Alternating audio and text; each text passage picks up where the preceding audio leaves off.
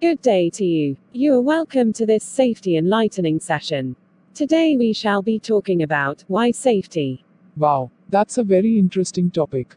Today, we shall all know the importance of wearing our personal protective equipment. Today, people limits the importance of safety to wearing of personal protective equipment such as hand gloves, reflective jackets, safety boots, aprons, etc. This is a huge misconception and will be clarified today. Oh, really? Interesting. We are all ears. While the importance of PPE can't be overruled, safety as a culture goes beyond the use of PPE. Now to the question, why safety? We shall be analyzing this from two perspectives. Number 1, cost. 2, health. Safety isn't about what it costs you, but what it saves you. Accidents don't just happen, they are caused by the unsafe practices of human. Accidents can lead to injuries, ill health, loss of properties. Fire accident, for example, can lead to severe burns, injuries which would lead to millions of naira spent treatment and medical cost. It leads to loss of moral and productivity of persons involved. It can also lead to damage to properties worth millions, which in itself has been rendered useless or less efficient and will take another amount of money for them to be replaced. This is total loss. Meanwhile, this could have been caused by a simple failure that wasn't recognized due to lack of safety culture. Or it was actually recognized but not closed out due to same lack of safety culture. Lots of appliances, homes, markets, cars has got burned due to fire that started carelessly and could not be curtailed as there are no safety plans in place to attend to such emergency situations. This is really true. So how can we prevent accidents? Preventing accidents is a deliberate act. We plan towards preventing accidents. In our homes, for example, we are exposed to so many hazards, especially in places like the kitchen, bathroom, swimming pool, etc. A deliberate act of safety awareness gives us a clue of what might goes wrong and we put safety controls in place. Inviting a safety professional in our home to inspect and give safety advice.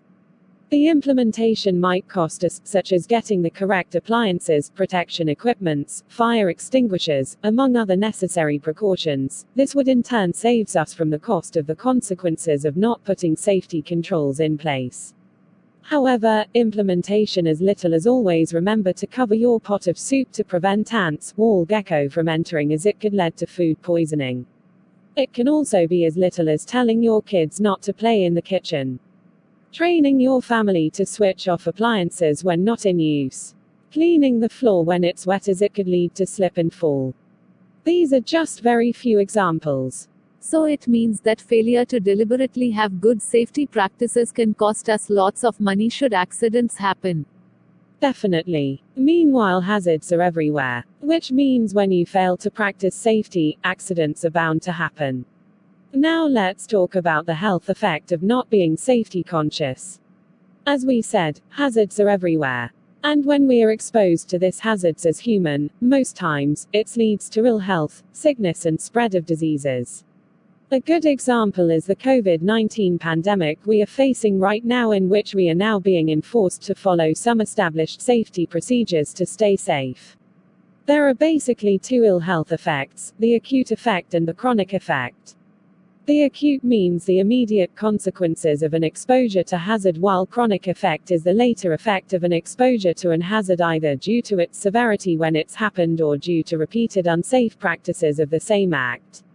A good example is in our kitchen. The fumes that comes from frying with palm oil. The immediate effect of this fumes is eye irritation, headache, blocking of the nose, difficulty in breathing. When this practice is being continued, it leads to serious lungs diseases such as respiratory infections, respiratory disorders and even lung cancer. Using alternatives such as groundnut oil or providing proper ventilation is a good control measures. There are a series of examples to mention. At young age, when individuals fail to practice good work ergonomics, it leads to work-related upper limb disorders. Ergonomics, simply put, is the relationship between the person, the work and the procedure for carrying out the task. Having bad postures while lifting objects, heavy objects, transferring materials, sitting, standing for too long, sitting for too long, exerting repeated force with body parts, etc.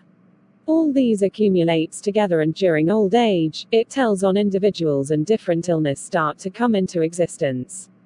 This creates huge discomfort and at the end, makes life seems difficult. Can you all now see why we need to be safety conscious? Definitely. Yes. Do it means that most of the body complaints our old ones gives to us are most like to be as a result of not putting some kind of deliberate safety practices in place, which in turn led to the chronic ill health effect that we now have.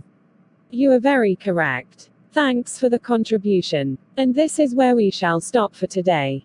Stay tuned as we come again to educate us more about health and safety. Do have a lovely day ahead. Bye.